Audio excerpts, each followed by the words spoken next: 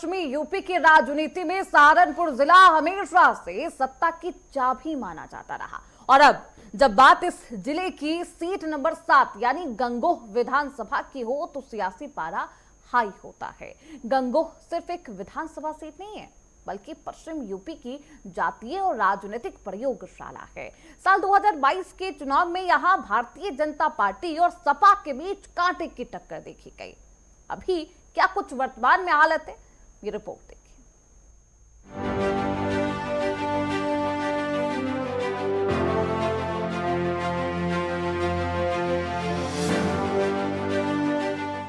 पश्चिमी उत्तर प्रदेश की सबसे चर्चित और राजनीतिक रूप से बेहद संवेदनशील मानी जाने वाली गंगोह विधानसभा सीट हर चुनाव में एक नया अध्याय लिखती है। गन्ने के खेतों, समृद्ध किसानी और ऐतिहासिक धरोहरों को समेटे हुए इस क्षेत्र की जनता राजनीतिक रूप से बेहद मुखर है। साल 2012 के परिसीमन के बाद वजूद में आई इस सीट ने बेहद कम समय में उत्तर प्रदेश की राजनीति में अपनी एक विशिष्ट और धमक वाली पहचान बनाई है। परिसीमन से लेकर गुर्जर सियासत के गढ़ तक गंगोह की जनता का क्या मूड है, इसको जानने के लिए नेटवर्क 10 की टीम गंगोह पहुंची है। उत्तर प्रदेश में विधानसभा चुनाव हमें है, ऐसे में नेटवर्क 10 की टीम हर विधानसभा पहुंच रही है और जान रही है कि किस तरीके से विकास कार्य हुए हैं, किस तरीके से क्षेत्रीय विधायक उनके बीच पहुंचे हैं। आज हम सहारनपुर के गंगोह विधानसभा पहुंचे हैं, जानेंगे किस तरीके से यहाँ पर विकास कार्य क्षेत्रीय विधायक ने कराए हैं और कितनी जनता के बीच पहुंच रहे हैं।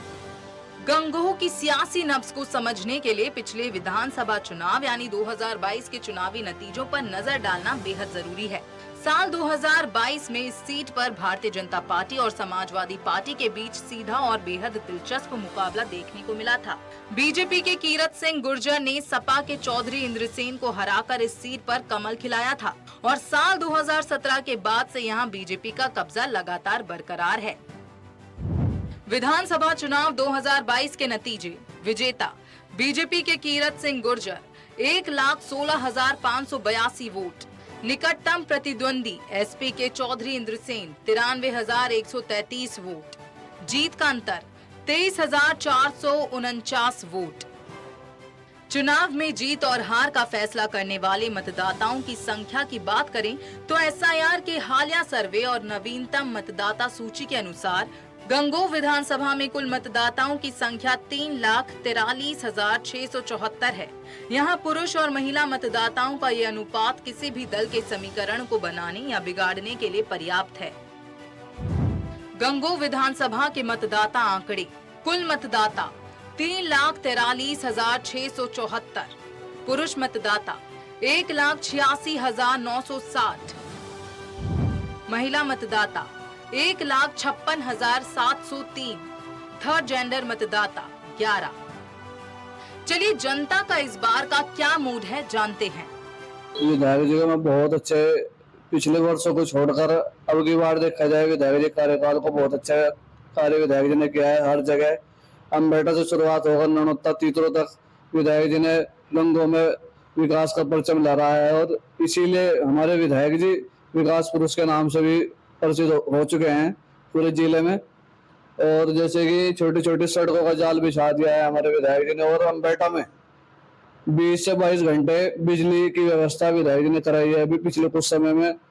और आज तक प्राचीन मंदिरों तक जहाँ तक लाइट की व्यवस्था नहीं हुई थी वहाँ भी विधायक जी ने लाइट की व्यवस्था करवाने का कार्य किया है।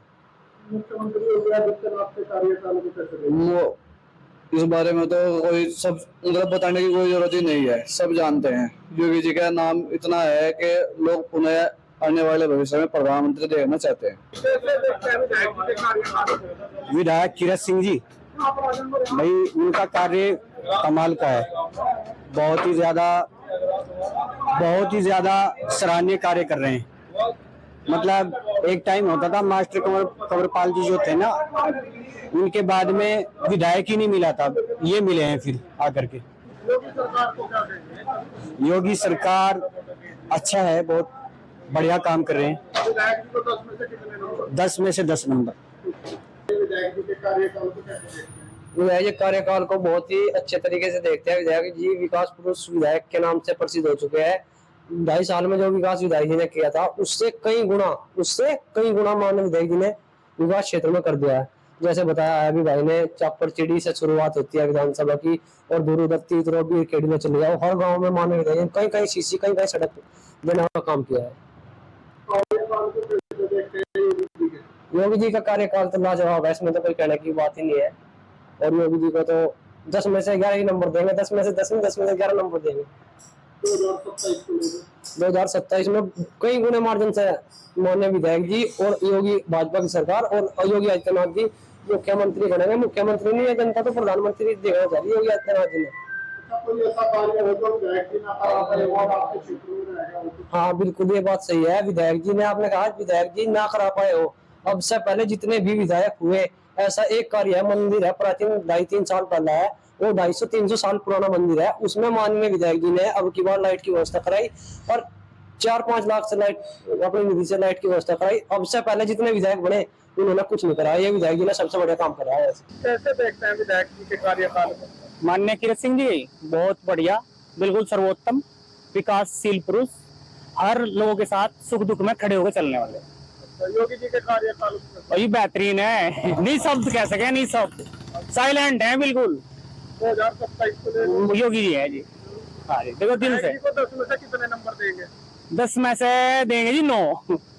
विधायक जी का कार्यकाल, विधायक जी का कार्यकाल भी बहुत अच्छा रहा। 5 साल में बहुत विकास हुआ, आज तक कभी नहीं हुए इतने। कांग्रेस सरकार में या समाजवादी सरकार में कभी किसी ने इतना विकास नहीं किया। इतना अच्छा विधायक है, जनता का सुनने वाला, जनता के बीच रहने वाला, जनता के लिए काम करने वाला, एक फोन पे काम करने वाला, और भाजपा की नीतियों को आगे बढ़ा रहे हैं विधायक जी।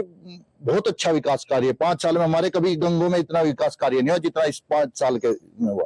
10 में से कितने नंबर विधायक जी को देंगे? 10 में से 10 नंबर विधायक जी को। विधायक जी के कार्यकाल को कैसे देखते हैं? बहुत अच्छा देखते हैं विधायक जी कार्यकाल में। विधायक जी ने 8 साल में ताबड़तोड़ विकास कार्य करा दिए।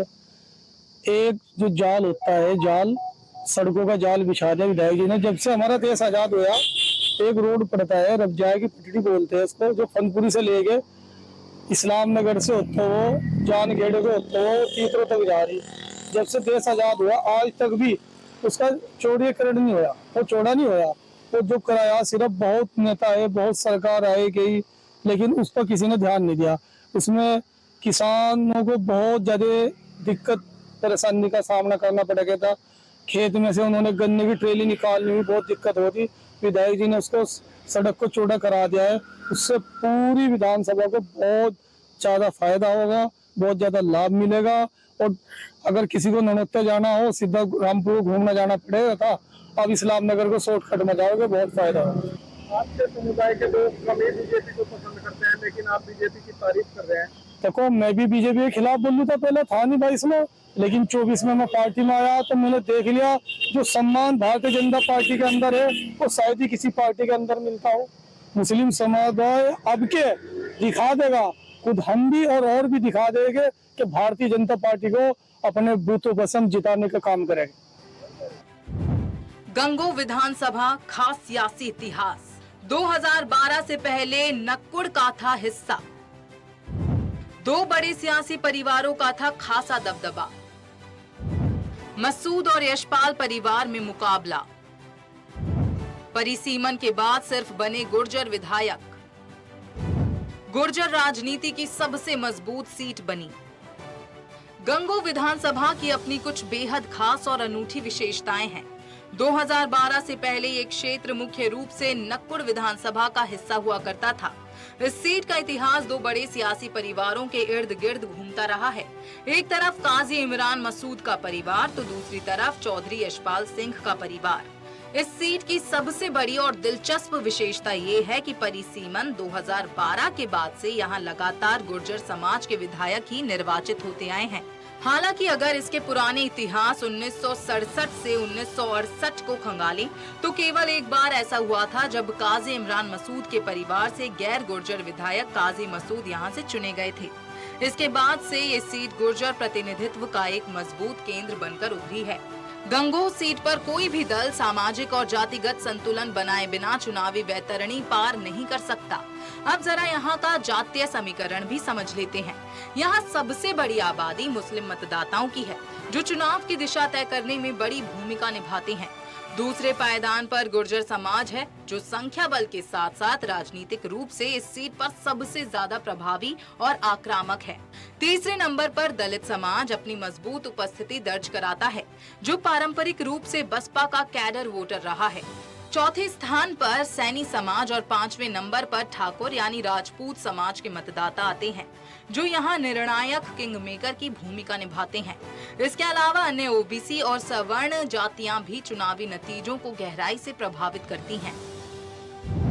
गंगोह विधानसभा का रिपोर्ट कार्ड। जाति या समुदाय अनुमानित मतदाता संख्या: मुस्लिम 1,20,000, दलित मुख्यतः जाटव 70,000 से 80,000, गुर्जर 45,000 से 50,000, राजपूत और ठाकुर 30,000, ओबीसी 70,000, ब्राह्मण बनिया व अन्य 30,000 से 35,000।